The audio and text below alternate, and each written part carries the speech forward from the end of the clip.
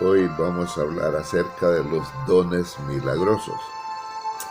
Entre ellos vamos a destacar únicamente el hablar en lenguas, las curaciones y otras obras poderosas.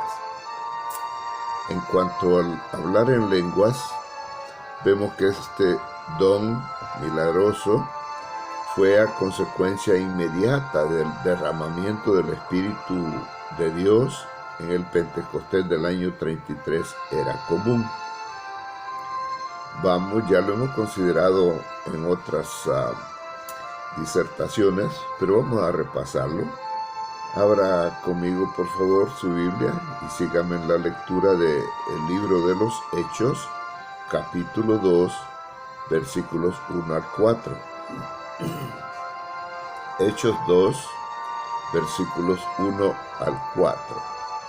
Ahí leemos: Cuando llegó el día del Pentecostés, estaban todos unánimes juntos, y de repente vino del cielo un estruendo como de un viento recio que soplaba, el cual llenó toda la casa donde estaban sentados, y se les aparecieron lenguas repartidas como de fuego, asentándose sobre cada uno de ellos, y fueron todos llenos de Espíritu Santo, y, note usted, comenzaron a hablar en otras lenguas, según el Espíritu les daba que hablasen. Continuamos ahora en los versículos 5 al 8, para ver cuál era el objetivo de hablar en lenguas. 5 al 8, en el mismo capítulo 2, ahí leemos: Moraban entonces en Jerusalén judíos, varones piadosos de todas las naciones bajo el cielo. Y hecho este estruendo, se juntó la multitud y estaban confusos, porque cada uno les oía hablar en su propia lengua. Y estaban atónitos, maravillados, diciendo: Mirad, ¿no son galileos todos estos que hablan?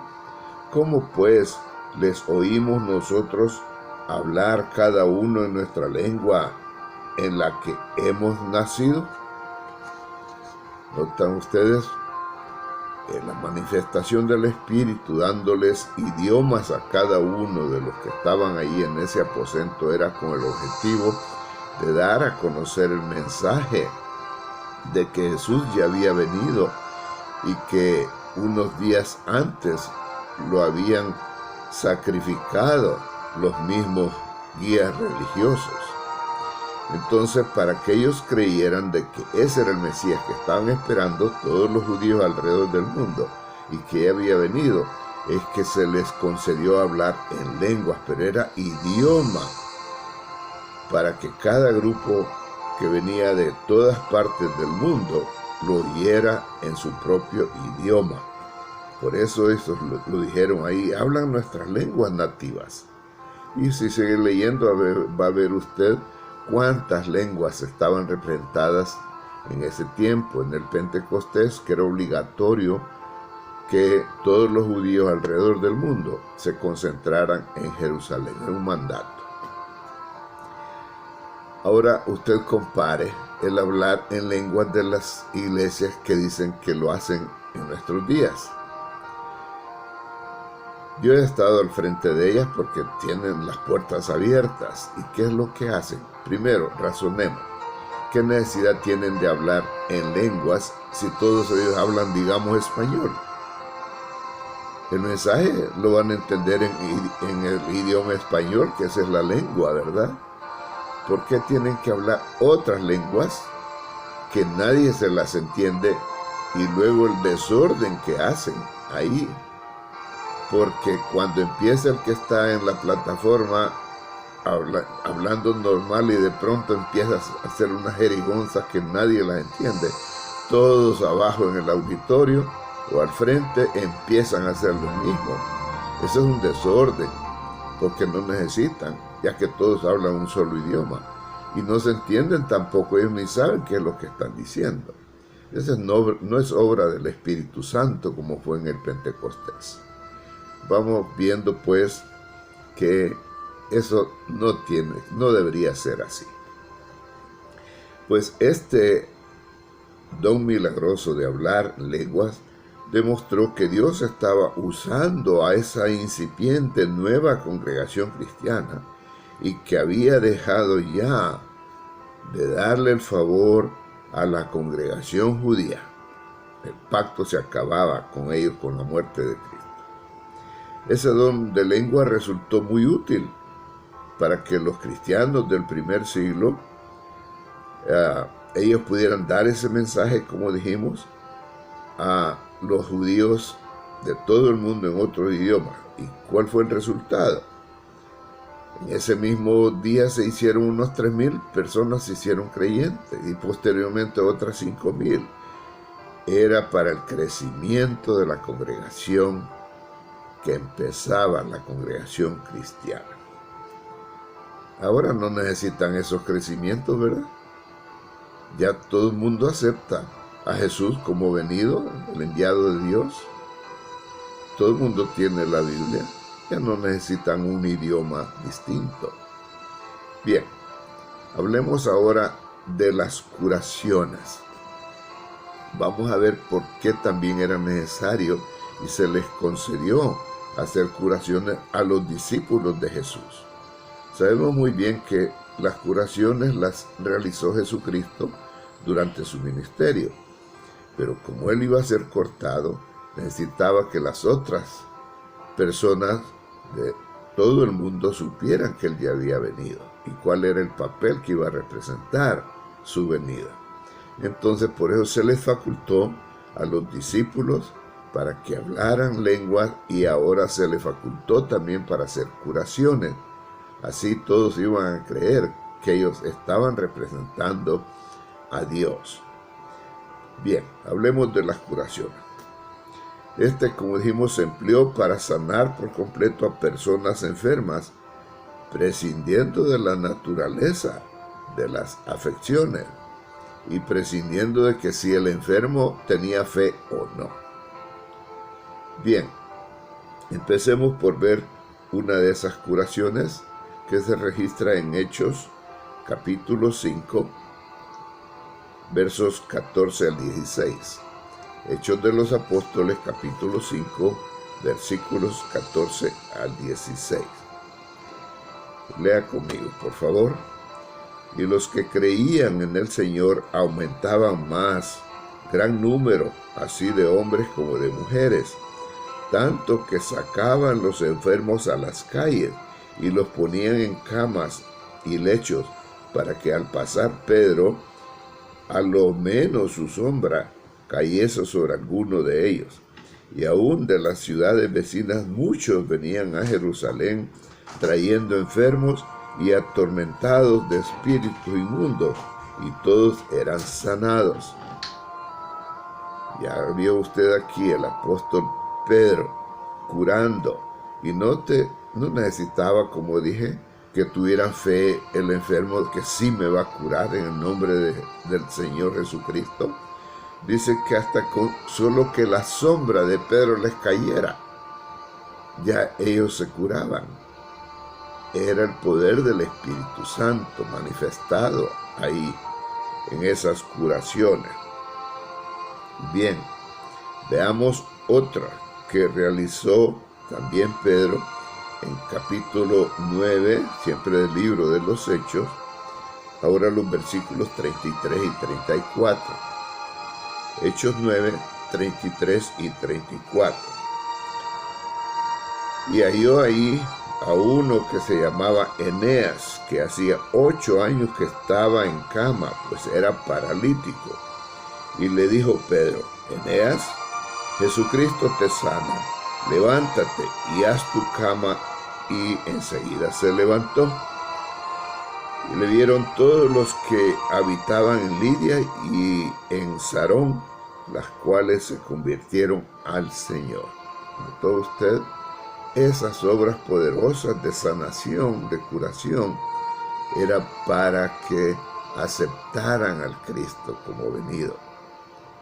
Entonces, nota, se convirtieron al Señor, reconocieron en el Cristo como el Mesías. Vamos a ver otra curación que se registra en Hechos 28, versículos 8 y 9. Hechos 28, versículos 8 y 9. Ahí se registra.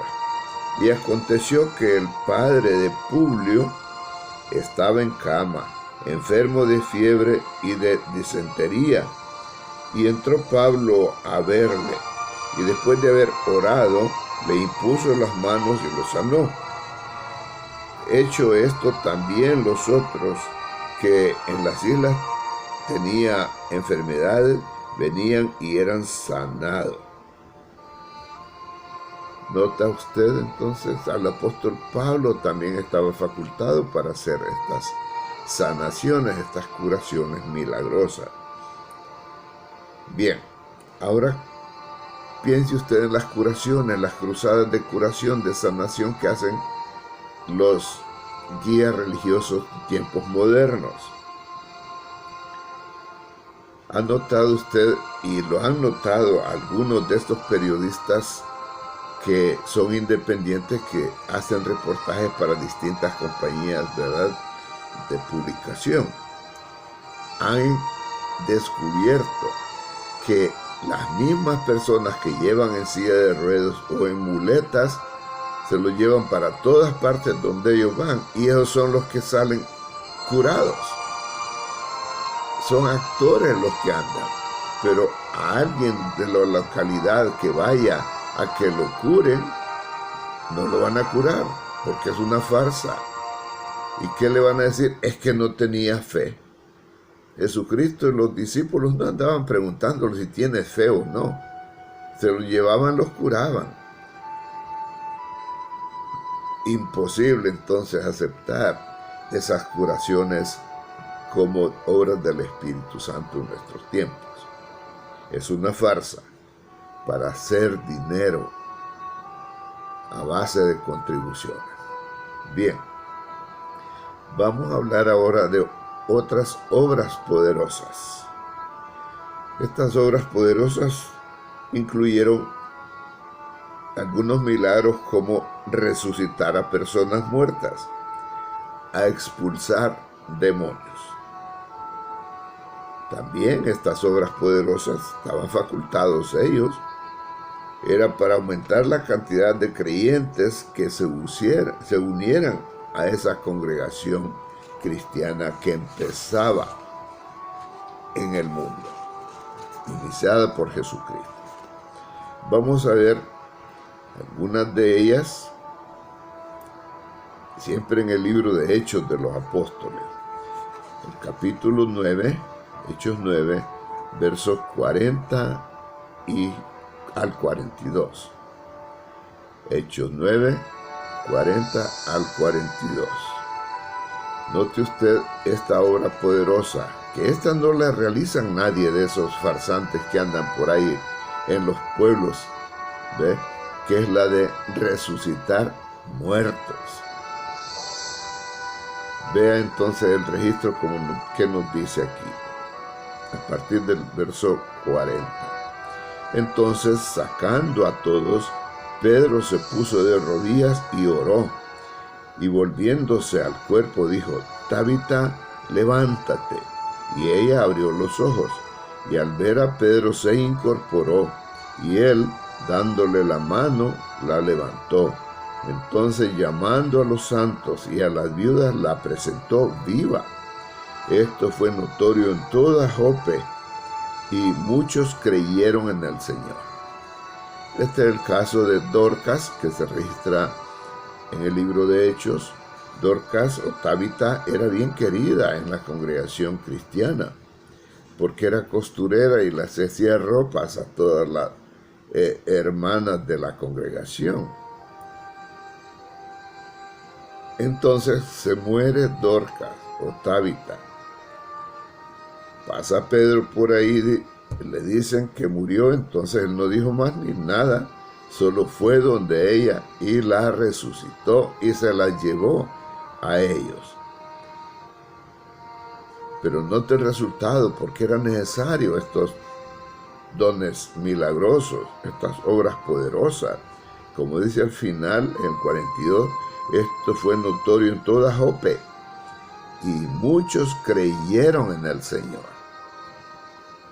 Porque no cualquier persona ordinaria y letrada, como decían de ellos, iba a andar resucitando muertos de por sí mismo. No. Veamos otro que lo resucitó también, el apóstol Pablo.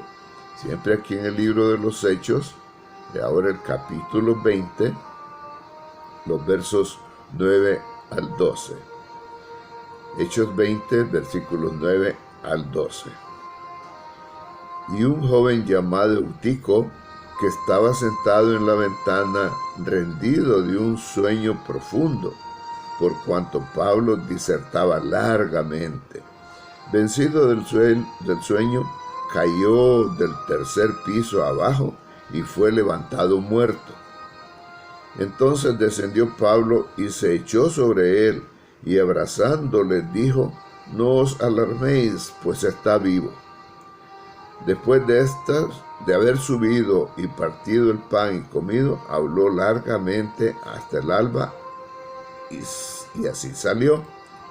Y llevaron al joven vivo, y fueron grandemente consolados. Sí, Eutico era un joven, un muchacho bien querido por toda la congregación de ahí en ese pueblo, ¿verdad? Quizás estaba vigilando allá que no vinieran los centuriones que andaban persiguiendo a Pablo, o los judíos que perseguían a la congregación cristiana. Pero el caso es que se durmió y se cayó del tercer piso. Murió, pero Pablo lo resucitó. Vemos entonces, hay resurrecciones ahora de esos que dicen que tienen el poder de hacer obras poderosas.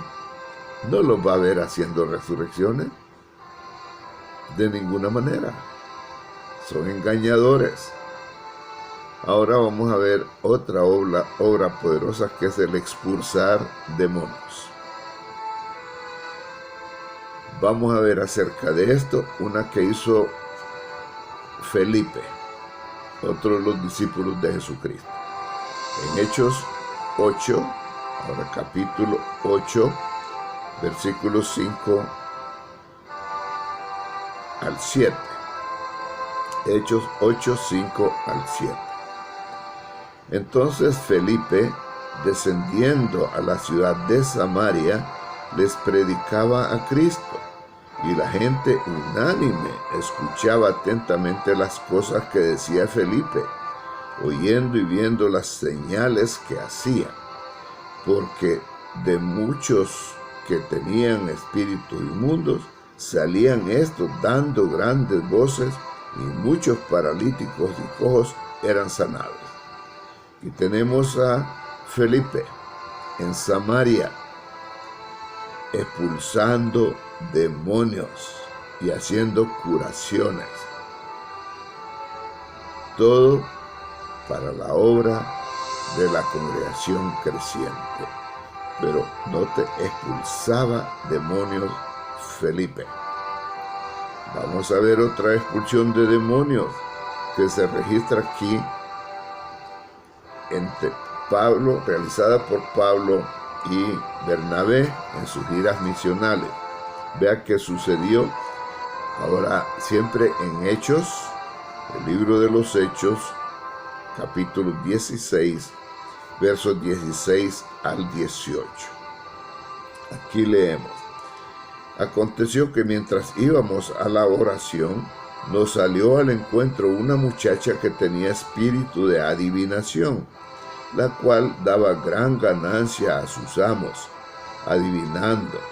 Esta, siguiendo a Pablo y a nosotros, daba voces diciendo: estos hombres son siervos del Dios Altísimo, quienes os anuncian el camino de salvación. Y esto lo hacía por muchos días, mas desagradando a Pablo, éste se volvió y dijo al espíritu: te mando en el nombre de Jesucristo que salgas de ella. Y salió en aquella misma hora. ¿Nota usted? Le molestó tanto ese demonio que andaba en esa muchacha a Pablo que por fin dijo no. Y se lo expulsó, lo sacó. ¿Qué hacen ahora los que expulsan demonios, los exorcistas de tiempos modernos? No hay tales cosas. Ahora son los mismos demonios que ellos se hacen como que lo sacaron del cuerpo de una persona para que la gente siga creyendo a esos engañadores. Son, como dice, monos del mismo palo, el demonio y los que hacen exorcismo. No lo hacen con el poder del Espíritu Santo. Bien, todos estos dones dados por Espíritu servían para un propósito, como ya hemos dicho, beneficioso, pues no solo contribuían al crecimiento de la congregación, sino que también resultaba en su edificación espiritual. Ahora lo hacen por dinero todos. Sin embargo, esos dones milagrosos se predijo que iban a acabarse, que iban a cesar. Vean lo que dijo el apóstol Pablo al respecto en su primera carta a los Corintios, capítulo 13, versículo 8. Primera a los Corintios, capítulo 13, versículo 8. Ahí usted lee: el amor nunca deja de ser, pero las profecías se acabarán, y cesarán las lenguas, y la ciencia acabará. Todos los dones se acababan. ¿Por qué? Fueron concedidas a los apóstoles, y a medida que iban muriendo se iban acabando todos estos dones. Solo fue para ese tiempo, para edificación de congregaciones y para aumentar las personas que creyeran en Cristo como ya ha venido a la tierra. De manera pues que no nos dejemos engañar por esas personas que supuestamente hablan en lenguas, curan enfermos o expulsan demonios. Ellos no son aprobados por Dios. Y vamos a ver esto en la Biblia, palabras del mismo Señor Jesucristo.